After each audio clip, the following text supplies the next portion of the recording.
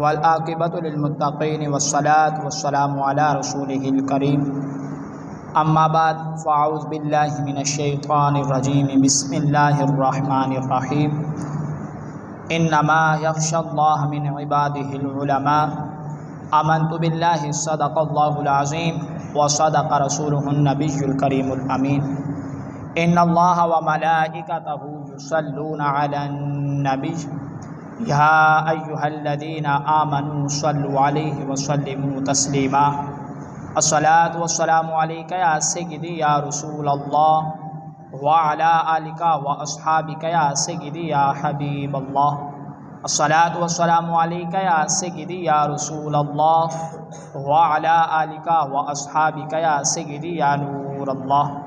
الصلاۃ والسلام علیک یا سیدی یا خاتم النبیین وعلی آلک واصحابک یا سیدی یا خاتم المعصومین مولایا صلی وسلم دائما ابدا علی حبیبک خیر الخلق کلہم هو الحبیب الذی ترجى شفاعته لكل هول من الاحوال مقتحم محمد ذکرہ روح لانفسنا محمد شکرہ فرد علی الامم یا رب صلی وسلم دائما ابدا علی حبیبک خیر الخلق کلہم۔ اللہ تبارک و تعالی جل جلالہ وعم نوالہ واعظم شانہ واتم برہانہ کی حمد و ثنا اور حضور شافع یوم نشور دستگیر جہاں غم سارے سما سید سربراں احمد مجتبیٰ جناب محمد مصطفیٰ صلی اللہ علیہ وسلم کی پاک بلند بارگاہ میں ہدیہ درود و سلام کا نذرانہ عرض کرنے کے بعد سامعین کرام، جس طرح کہ آپ حضرات کے سامنے قرآن مجید قرآن رشید کی ایک آیت مبارکہ اس کا کچھ حصہ تلاوت کرنے کا شرف حاصل کیا، دعائے کہ خالق کائنات جل جلالہ مجھے حق سچ بیان کرنے کی اور ہم سب کو سن سنا کر عمل کرنے کی توفیق عطا فرمائے۔ تو سامعین کرام،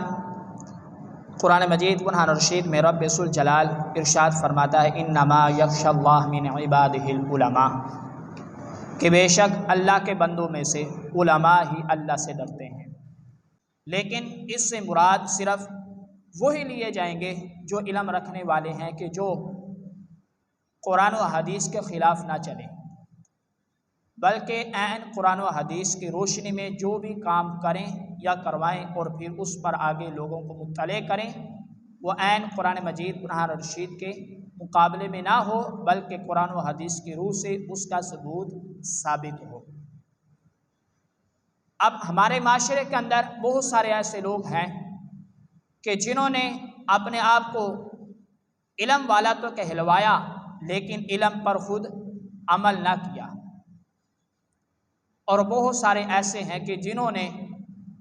علم تو حاصل کیا لیکن اس پر تو ایک عمل نہ کیا، اور پھر جو علم حاصل کیا اس سے غلط نتائج آگے لوگوں تک پہنچائے، یعنی کہ وہ کام جس سے نہ قرآن منع کرتا ہے اور نہ ہی سرکار صلی اللہ علیہ وسلم آپ کے عمل سے یا پھر آپ کے صحابہ کے کسی بھی عمل سے وہ کام کرنا ناجائز ثابت نہ ہو، اسے بھی اپنے علم کے زور پر ناجائز کہنے پر اتر آتے ہیں۔ تو سامعین کرام، علماء کی بڑی ہی فضیلت بیان کی گئی ہے، اس کے لحاظ سے اب حدیث شریف کے اندر یہ بات موجود ہے مشکوٰۃ شریف کے اندر کہ سرکار عالم نور مجسم شفیع معظم صلی اللہ علیہ وسلم آپ نے ارشاد فرمایا کہ بے شک رب ذوالجلال اپنی رحمت کا نزول فرماتا ہے اور اس کے فرشتے اور آسمانوں اور زمینوں والے یہاں تک کہ چونٹیاں اپنے بلوں کے اندر بھی، جہاں پر چونٹیاں ہوتی ہیں اپنی جگہوں کے اندر بھی، اور مچھلیاں سب دعائے رحمت کرتی ہیں، اس لیے کہ جو لوگوں کو بلائی کی تعلیم دیتا ہے، یعنی کہ عالم دین جو علم رکھنے والا ہے لوگوں تک قرآن و حدیث کی بات کو پہنچاتا ہے۔ اب صحیح علم کے لحاظ سے کہ جنہوں نے قرآن کو سیکھا، احادیث کو سیکھا اور پھر اس سے جو مسائل تھے ان کو اخذ کیا اور اخذ کر کے پھر لوگوں تک اس کا پیغام پہنچا دیا، اس کے لیے کیا رب ذوالجلال اپنی رحمت کا نزول فرماتا ہے؟ سرکار فرماتے کہ رب ذوالجلال اس پر اپنی رحمت کا خاص نزول فرماتا ہے، اور پھر فرشتے آسمانی، زمینی، اور پھر زمین میں رہنے والی جو چونٹیاں ہیں، یہاں تک کہ دریا کے اندر رہنے والی مچھلیاں بھی اس عالم دین کے لیے رحمت کی دعا کرتی رہتی ہیں۔ اب اس قدر ایک عالم دین کا مقام و مرتبہ ہے کہ جس نے قرآن کو سمجھ کر، احادیث کو سمجھ کر لوگوں تک اس کا پیغام پہنچا دیا۔ اب سرکار فرماتے ہیں کہ اس کے لیے اتنی بڑی خوشخبری ہے کہ رب ذوالجلال بھی اس پر رحمت کا نزول فرماتا ہے، رب کے تمام فرشتے بھی، آسمانی اور زمینی، اور زمین میں رہنے والی جو چونٹیاں ہیں، چونٹیوں سے ہر چونٹی مراد ہے، سرکار فرماتے کہ وہ بھی اور مچھلیاں بھی اس عالم دین کے حق میں دعائے مغفرت کرتی رہتی ہیں۔ تو سامنے کرام، اسی طرح آگے حدیث شریف کے اندر موجود ہے کہ سرکار عالم نور مجسم شفیع معظم صلی اللہ علیہ وسلم آپ نے ارشاد فرمایا کہ حضرت عبداللہ ابن عمر رضی اللہ عنہ آپ روایت کرتے ہیں کہ انہوں نے فرمایا کہ ایک شخص سرکار صلی اللہ علیہ وسلم آپ کی بارگاہ میں حاضر ہوا، حاضر ہو کر عرض کیا کہ یا رسول اللہ صلی اللہ علیہ وسلم، ایک علم رکھنے والا اور ایک عابد، یعنی کہ عام شخص نہیں بلکہ عبادت گزار،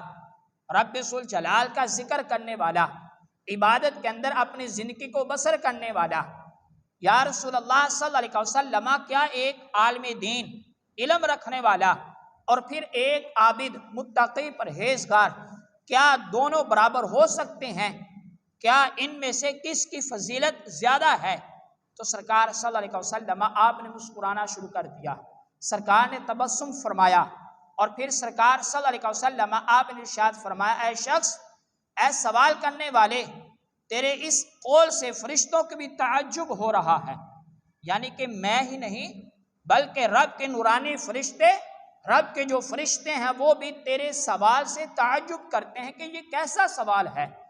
حالانکہ بڑا ہی آسان ترین اس کا جواب ہے، ہر بندہ مومن اس کو بخوبی جانتا بھی ہے۔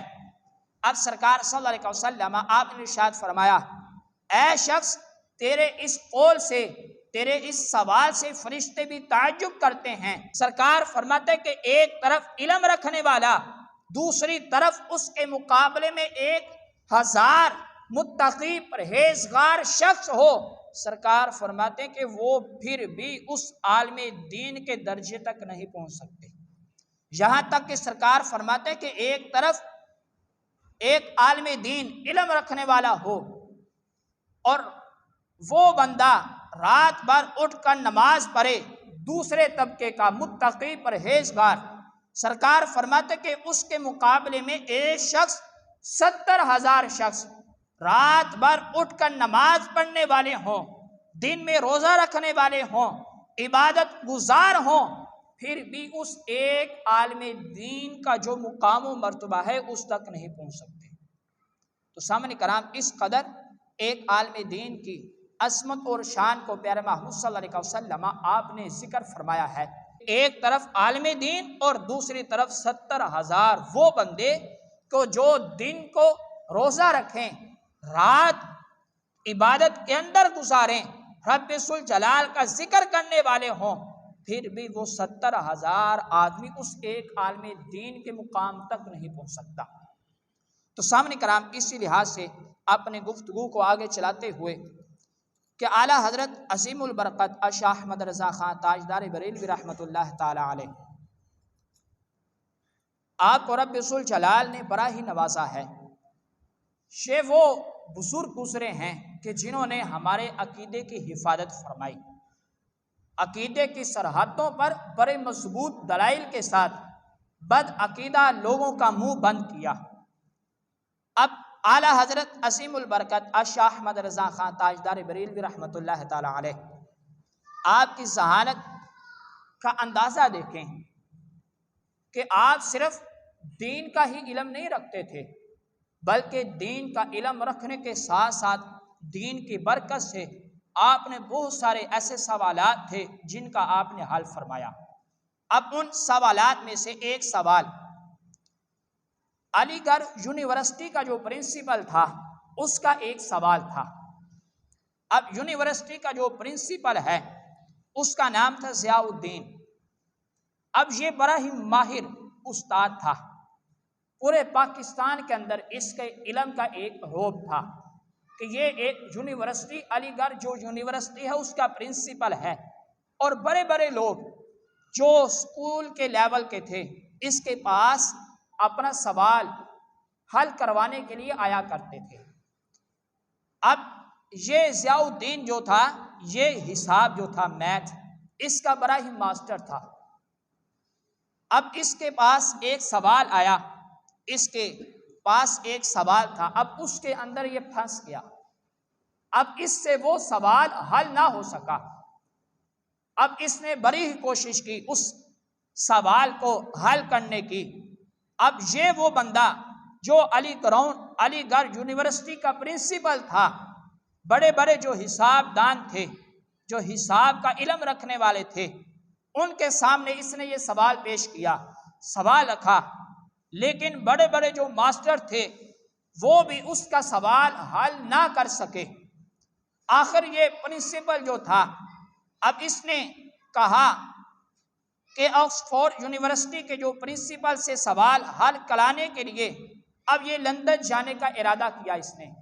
کہ میں لندن جاتا ہوں اور وہاں پر جا کر اس سوال کا جواب تلاش کرتا ہوں۔ اب اس وقت اس نے ٹکٹ لی، اب ارادہ بن گیا کہ فلاں دن فلاں وقت میں نے اس کا جواب تلاش کرنے کے لیے لندن کا سفر کرنا ہے۔ اب اس کا ایک دوست تھا سلیمان، اب وہ تھا اعلیٰ حضرت عظیم البرکت شاہ احمد رضا خان تاجدار بریلوی رحمۃ اللہ تعالی علیہ،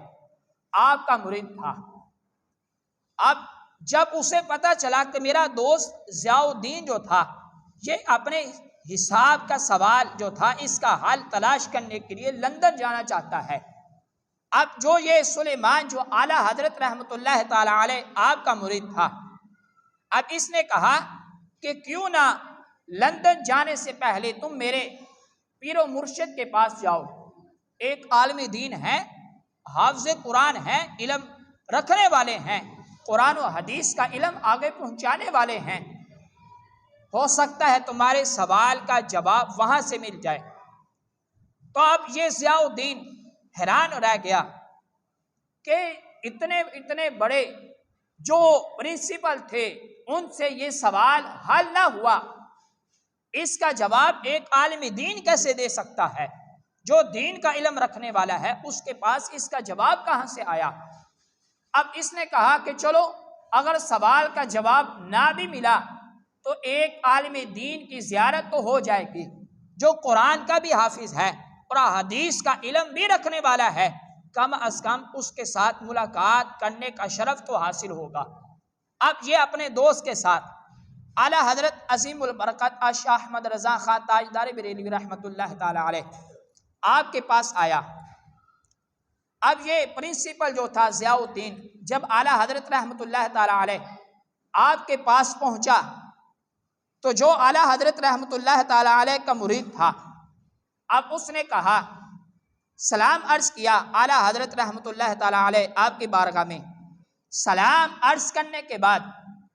یہ جو پرنسپل تھا اس نے بھی آپ کی زیارت بھی سلام عرض کیا۔ اب اعلیٰ حضرت رحمۃ اللہ تعالی علیہ آپ کی بارگاہ میں آپ کے مرید نے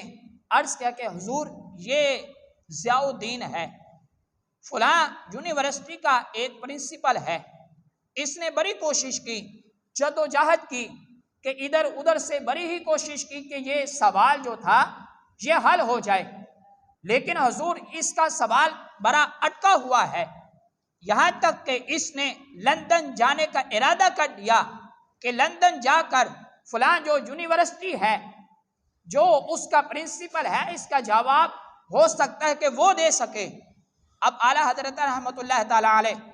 آپ نے فرمایا کہ سوال کیا ہے؟ اب جو پرنسپل ضیاء الدین تھا اس نے کہا کہ حضور آپ کیسے جواب دے سکتے ہیں؟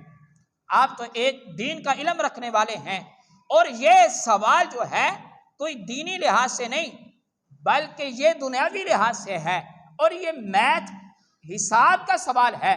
بڑے بڑے جو پرنسپل تھے اس کے اندر وہ ناکام ہو گئے، بڑی ہی کوشش کی، یہاں تک کہ میں خود اس کا بڑا ہی ماہر ہوں، لیکن یہ سوال مجھ سے بھی حل نہ ہو سکا۔ اس کے نتیجے میں میں نے لندن جانے کا ارادہ کر لیا۔ آپ اس کا حل کیسے بتا سکتے ہیں؟ تو سامنے کرام، اعلیٰ حضرت رحمۃ اللہ تعالی علیہ آپ کے کہنے پر اس پرنسپل نے آپ کی بارگاہ میں سوال پیش کیا۔ اب سلیمان جو کہ اعلیٰ حضرت رحمۃ اللہ تعالی علیہ آپ کا مرید خاص تھا، وہ کہتا کہ ابھی میرے دوست نے ابھی سوال مکمل ہی نہ کیا، ابھی سوال کر رہا تھا، ابھی سوال مکمل بھی نہ ہوا، لیکن اعلیٰ حضرت رحمۃ اللہ تعالی علیہ آپ نے اس کا جواب ارشاد فرما دیا۔ اب یہ جو پرنسپل تھا یونیورسٹی کا حیران رہ گیا، دنگ رہ گیا، اور اس بات کا بڑا ہی تعجب کیا کہ ایک دین کا علم رکھنے والا بندہ جو قرآن و حدیث کا ماہر ہے، اس بات کو ماننے پر متفق ہو گیا، اور اس بات کو ماننا پڑا کہ جو ایک عالم دین ہو، دین کا علم رکھنے والا ہو، اس کا جواب دے سکتا ہے۔ تو سامنے کرام، اعلیٰ حضرت رحمۃ اللہ تعالی علیہ آپ وہ عظیم ہستی ہیں کہ جنہوں نے قرآن مجید، قرآن رشید کے جو ترجمہ تھا آپ نے کیا، اور اس کے اندر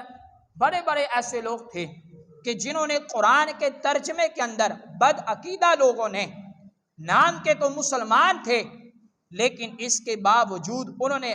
قرآن کے ترجمے کے اندر بڑی گڑبڑ کی، لیکن اعلیٰ حضرت رحمۃ اللہ تعالی علیہ آپ نے قرآن مجید، قرآن رشید کا ترجمہ کر کر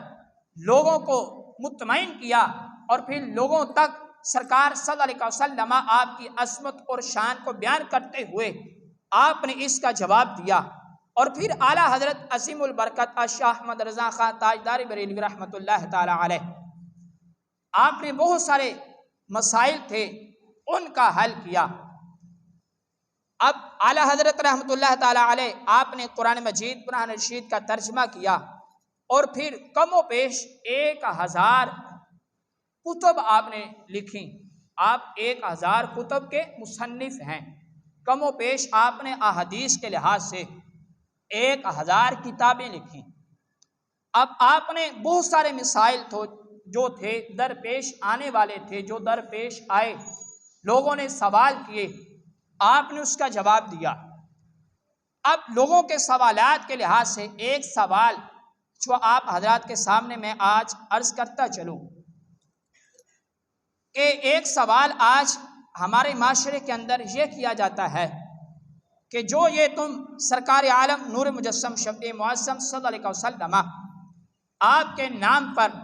انگوٹھوں کو چوم کر اپنے آنکھوں پر لگاتے ہو، یہ کہاں سے ثابت ہے؟ یہ تو ناجائز عمل ہے، اس کا ثبوت کہیں نہیں ملتا۔ اب جب اعلیٰ حضرت عظیم البرکت شاہ احمد رضا خان تاجدار بریلوی رحمۃ اللہ تعالی علیہ آپ نے ان تمام سوالات میں سے بالخصوص اس کا جواب دیتے ہوئے فتاوی رضویہ شریف کے اندر آپ نے اس کا ایک پورا باب ذکر کیا، ایک مکمل رسالہ لکھ دیا۔ 5ویں جلد کے اندر، فتاوی رضویہ شریف کے اندر 5ویں جلد میں آپ نے اس سوال کا جواب دیا، اور پھر مختلف فتاوی رضویہ شریف کی جلدوں کے اندر آپ نے اس کا جواب دیتے ہوئے المختصر آپ نے کچھ ائمہ خطباء کی جو ایک وقت کے عالم دین تھے ان کے آپ نے جو جواب دیا گیا تھا اس کو سامنے رکھتے ہوئے اعلیٰ حضرت رحمۃ اللہ تعالی علیہ آپ نے اس کا جواب دیا۔ اب امام سخاوی رحمۃ اللہ تعالی علیہ آپ کا موقف اعلیٰ حضرت رحمۃ اللہ تعالی علیہ آپ نے اس بات پر ذکر فرمایا کہ امام سخاوی رحمۃ اللہ تعالی علیہ آپ فرماتے ہیں کہ مؤذن یعنی کہ اذان دینے والا جب اشہد ان محمد رسول اللہ صلی اللہ علیہ وسلم پر پہنچے اور اذان کو سننے والا جب یہ الفاظ سنے، آپ فرماتے کہ امام سخاوی رحمۃ اللہ تعالی علیہ اپنی انگشتیاں یعنی کہ اپنے ہاتھوں کے انگوٹھوں کو چوم کر شہادت کی انگلیوں کے ساتھ ملا کر اپنی آنکھوں پر لگانا اور پھر یہ دعا پڑھنا، یعنی کہ اس کا طریقہ بھی بتایا اور پھر آخر پر اس کا نتیجہ بھی بتایا کہ یہ عمل کرنے سے فائدہ کیا ہوگا۔ امام سخاوی رحمۃ اللہ تعالی علیہ آپ فرماتے کہ جب مؤذن اشہد ان محمد رسول اللہ پر پہنچے اور اذان سننے والا جب سرکار صلی اللہ علیہ وسلم آپ کا نام اسم گرامی سنے، آپ فرماتے ہیں کہ اپنے ہاتھوں کے انگوٹھوں کو شہادت کی انگلیوں کے ساتھ ملا کر اپنی آنکھوں پر رکھے اور پھر یہ دعا پڑھے۔ آپ فرماتے ہیں کہ اشہد ان محمدن عبدہ ورسولہ رضیت باللہ ربا وبالاسلام دینا وبمحمد صلی اللہ علیہ وسلم نبیا، کہ آپ فرماتے ہیں کہ اس حدیث شریف کو صرف امام سخاوی نہیں بلکہ دہلوی نے بھی مسند الفردوس میں اس چیز کو ذکر کیا ہے کہ سیدنا صدیق اکبر رضی اللہ عنہ سے مروی ہے کہ جناب صدیق اکبر رضی اللہ تعالی عنہ آپ روایت کرتے ہیں کہ جب اس مؤذن نے اشہد ان محمد رسول اللہ پڑھا اور سننے والا جب سرکار صلی اللہ علیہ وسلم کا نام اسم گرامی سنے اور پھر یہ دعا پڑھے اور اپنے دونوں کلمے کی انگلیوں کے پورے اپنے انگوٹھے کے ساتھ ملا کر اپنے انگوٹھوں کو چوم کر اس کے ناخنوں کو اپنی آنکھوں کے ساتھ ملائے گا، تو اس پر سرکار صلی اللہ علیہ وسلم آپ نے ارشاد فرمایا کہ جو ایسا کرے جو میرے پیارے نے کیا، یعنی کہ یہ عمل سب سے پہلے خلیفہ بلا فصل جناب صدیق اکبر رضی اللہ تعالی عنہ آپ کا عمل مبارک ہے کہ سرکار فرماتے کہ یہ عمل میرا نام سن کر اپنے آنکھوں پر انگوٹھوں کو لگانا، اس کے بارے میں سرکار فرماتے ہیں کہ جو میرا یہ پیارا یعنی کہ جناب صدیق اکبر نے سرکار کے سامنے یہ عمل کیا، سرکار فرماتے کہ یہ عمل جو میرے پیارے نے کیا جو ایسا کرے گا میری اس کے لیے شفاعت حلال ہو جائے گی، یعنی کہ جو عمل میرے پیارے نے کیا جو اس عمل پر عمل کرے گا، سرکار فرماتے کہ میری شفاعت اس پر حلال ہے، کل بروز قیامت اس کی میں شفاعت کروں گا۔ تو سامنے کرام اسی طرح حضرت سیدنا خضر علیہ السلام سے بھی اس بات کے لحاظ سے ثبوت ملتا ہے کہ حضرت سیدنا خضر علیہ السلام سے مروی ہے کہ وہ ارشاد فرماتے ہیں کہ جو شخص یعنی کہ شخص سے مراد مؤذن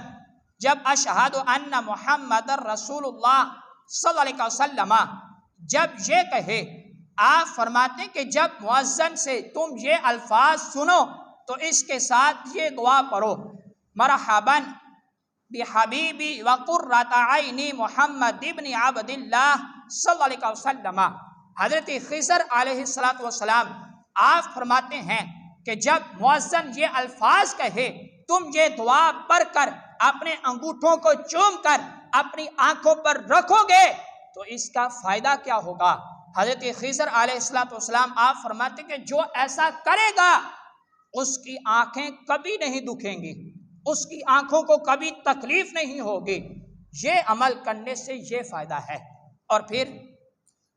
اعلیٰ حضرت عظیم البرکت الشیخ احمد رضا خان تاجدار بریلوی رحمۃ اللہ تعالی علیہ آپ نے اس لحاظ سے حضرت امام حسن رضی اللہ تعالی عنہ آپ کا بھی اس بارے میں موقف فتاوی رضویہ شریف کے اندر آپ نے اس کو ذکر کیا کہ اعلیٰ حضرت رحمۃ اللہ تعالی علیہ آپ نے انگوٹھے چوم کر آنکھوں پر لگانے کے لحاظ سے آپ فرماتے کہ امام حسن رضی اللہ عنہ آپ سے جب اس بارے میں پوچھا گیا کہ یہ عمل کیسا ہے تو حضرت امام حسن رضی اللہ عنہ آپ فرماتے ہیں کہ جو شخص مؤذن کو اشہد ان محمد رسول اللہ کہتے ہوئے سنے اور پھر سن کر یہ دعا پڑھے، مرحبا بحبیبی قرۃ عینی محمد ابن عبد اللہ صلی اللہ علیہ وسلم۔ حضرت امام حسن رضی اللہ عنہ جو کہ نواسہ رسول ہیں، جو کہ حضرت مولا علی رضی اللہ عنہ کے حضرت مولا علی کے بیٹے ہیں، فرزند ہیں، امام حسن فرماتے کہ جو یہ عمل کرے، مؤذن سے جب یہ الفاظ سنے اور پھر یہ الفاظ پڑھے، آپ فرماتے کہ جب یہ الفاظ پڑھ کر اپنی آنکھوں پر رکھے گا کبھی بھی اندھا نہیں ہوگا اور نہ ہی کبھی اس کی آنکھیں دکھیں گی۔ آپ نے دو اس بارے میں اس کا ثبوت دیتے ہوئے آپ فرماتے ہیں امام حسن رضی اللہ عنہ، آپ فرماتے کہ جو یہ عمل کرے اس کا فائدہ یہ ہے کہ نہ ہی کبھی اس کی آنکھیں خراب ہوں گی اور نہ ہی وہ کبھی اس کی آنکھوں کو کوئی تکلیف پہنچے گی، بلکہ یہ عمل کرنے سے ہمارے بزرگان دین نے اس بات کو ذکر کیا کہ جو سرکار صلی اللہ علیہ وسلم آپ کا نام اسم گرامی سن کر اپنی آنکھوں پر لگائے گا، رب ذوالجلال کرم نوازی یہ فرمائے گا کہ کبھی بھی اس کے آنکھیں نہیں دکھیں گی، اور اگر اسے کوئی تکلیف ہوگی تو رب ذوالجلال اس کی تکلیف کو دور فرما دے گا۔ تو سامعین کرام، صرف ہم اہل سنت و جماعت کے نزدیک ہی نہیں بلکہ اس کا ثبوت غیروں نے بھی اپنی کتابوں کے اندر ذکر کیا، یہاں تک کہ رشید احمد گنگوئی اور اشرف علی تھانوی اس نے بھی اس بات کا ذکر کرتے ہوئے اس نے بھی اس کو ذکر کیا کہ اس بات کو ذکر کرتے ہوئے اب بڑی طویل بحث ہے، لیکن اس کا مختصر تعارف، اس کا ثبوت آپ حضرات کے سامنے رکھتا چلوں کہ جو اشرف علی تھانوی تھا اس نے بھی اپنی کتاب کے اندر اس بات کو ذکر کیا کہ کہتا ہے کہ جو یہ عمل کرے گا، اگرچہ یہ حدیث صحت صحیح تک نہیں پہنچتی، لیکن سرکار نے فرمایا کہ میرے بعد میرے خلفاء کی سنت بھی تم پر ضروری ہے کہ جو میرے خلفاء کی سنت کو اپنائے گا رب ذوالجلال اس پر بھی اپنا اجر، اپنا کرم نوازی فرمائے گا، اپنی رحمت کا نزول فرمائے گا۔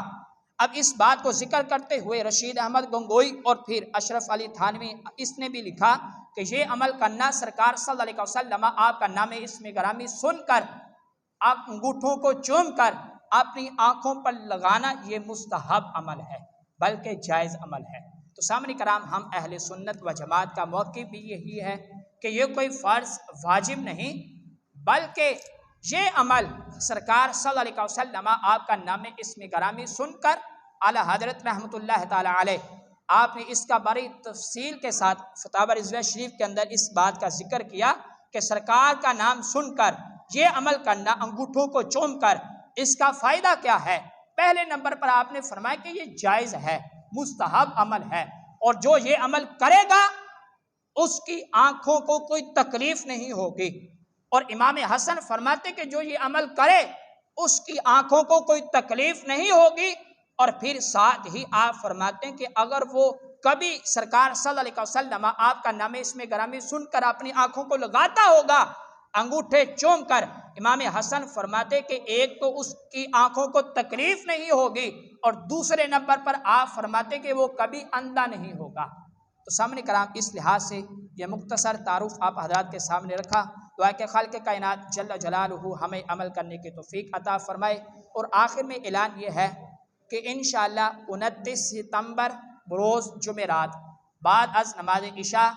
جامعہ جلالیہ رضویہ مدارس الاسلام کے اندر محفل پاک کا انعقاد کیا گیا ہے۔ تمامی دوست احباب کو اس کی دعوت ہے، آپ دوست احباب اس محفل پاک کے اندر ضرور شرکت فرمائے۔ آمین وآخر دعوانا الحمدللہ رب العالمین۔